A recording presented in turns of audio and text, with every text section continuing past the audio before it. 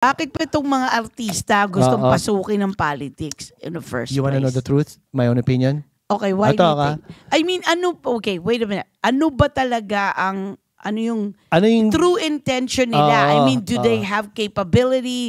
Do they have the academics? Do they have the critical thinking, problem-solving skills, and the heart for the Filipinos? Ito na ako. Diba? Ito na tayo muna. I'm sure naman siguro, part of it, meron ding tinatawag na gusto mong tumulong sa mga kapwa-tao mo. Okay. I'm sure naman siguro. Lalo na sa Pilipinas, ang hirap ng buhay, kawawa mga tao. Pero ito na. So, ito na ngayon yung mga billboard na ang lalaki. Di ba? Alam mo kung magkano ba yung mga gano'n? Pag nagpakabit ka ng billboard, alam mo magkano yun? Milyon sa isang buwan. Di ba? Isang buwan lang, milyon. Ganun takbuhan nun. Yung mga malalaki, yung malalaki. Hindi, may mga ano yan, may mga sponsor at backer yan, sigurado. Ito nga ibig kong sabihin. Di ba ganyan sa politics, pero dito sa Amerika? Pero kung ikaw politician, talagang most of it manggagaling sa pera mo, sa bulsa mo, di ba? Kailangan talaga merong ambala.